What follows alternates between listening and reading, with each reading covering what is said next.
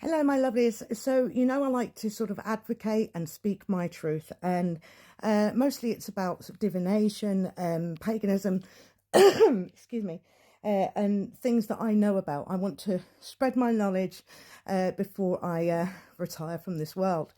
But another thing I've got a lot of experience in is with animals, and especially with dogs. I've had dogs my entire life. Got my own first dog when I moved out of home when I was 16. And so I know a lot about the breeds. I've made mistakes. I've had to rehome, and I've sadly had to make that decision to put them to sleep. So I want to introduce you to our dogs and talk to you about our experience here. Because there's a huge rise on social media of these dog accounts, dog and cat and other animal accounts. And I think it's wonderful because I love to watch these videos. But I also think it has the huge potential for irresponsible ownership, where people are going to buy animals, as the more exotic the better, of course, just so they can get that social media exposure. And so I want to expose the reality as well of dog ownership. When I was a child, there would be puppies just sort of thrown out on the street when they reached about 6 months old. The government and charities have done a huge job in leash laws, or dog lead laws. Sorry, I spend a lot of time with Americans. And huge spaying and neutering.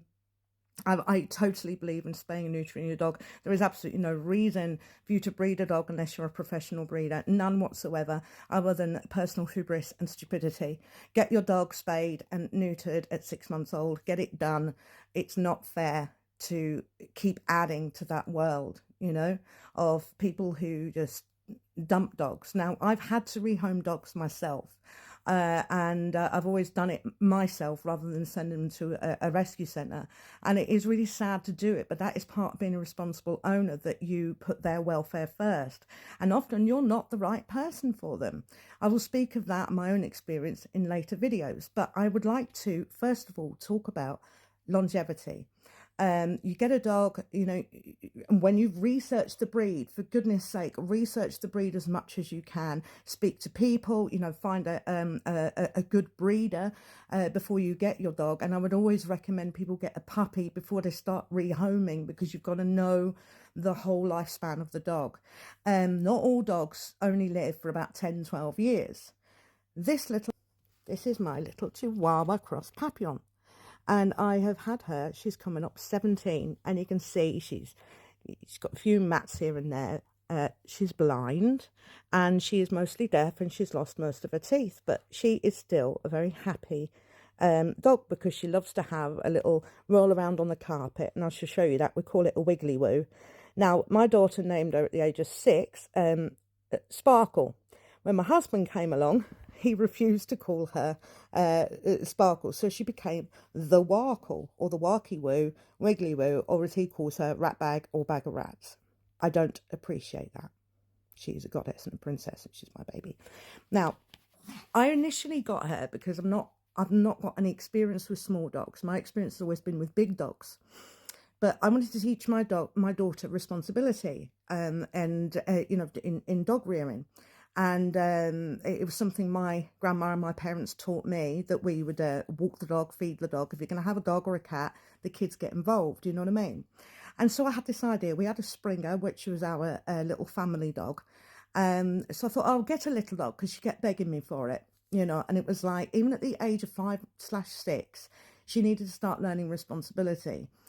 And I knew I could cope with a little dog if she lost interest. And honestly, look, she's so cute. Who doesn't want a little dog like that? She's so cute. Like a little fox, yeah. The dog immediately bonded with me and hated my daughter. Bit her, growled at her, nasty little thing. And I weren't having none of that. Appropriate discipline needs to be used for any dog, because they have to learn, just like a child does, what is right and what is wrong. Now, I've often used that, do it because you've not done anything wrong, a tap on the end of the nose, an appropriate tap on the end of the nose, because it's the most sensitive part of their body. Really what you want is that short, sharp shock to make them stop what they're doing and understand that you don't do that. The other thing that I've used is a spray water bottle. spray in their face. They don't like it. It doesn't hurt them, but they don't like it. Unless you get a dog that loves water, like our Rottweiler one time. You know, you have to understand it may come to a point where the dog is being so dominant with you, especially the larger breed, that you have to physically take it to the ground and hold it there until they relent. You know what I mean? And I've had to do that every single one of my Rottweilers, and we've had 3. I lose count, you know. So as I said, Warkle is 17 now. My daughter is up and left home, and she is my responsibility from the day I get her to the day she leaves me. Now, because her welfare is my primary concern when it comes to the dog, not what I want, what the dog wants. As long as she continues to have a good quality of life and I can continue to give her what she needs, she will remain with me until she dies. And she may not die for another 5 years. You know, the Guinness World Record is 30 years for a dog. They are living longer lives now, especially a small breed. Small breeds live very long lives. They also mature quickly, so they don't have that typical playful puppy-like behaviour. So small breeds like Chihuahuas are not really suitable for children. They don't like children. They like to be left alone. They're very solitary, especially the Chihuahua type breeds, Chihuahua and Papillon type breeds, the very fox-like ones, you know. Now, I'm not an expert. I can only tell you on my experience. But fox-like breeds, like Chihuahuas, are solitary. They don't really merge with the pack. They will get along more with their own breed. But we've always had Warkle and big breeds. And she just kind of separates from them and they leave her alone because she just growls at them and they back down because dogs don't see size, they see energy.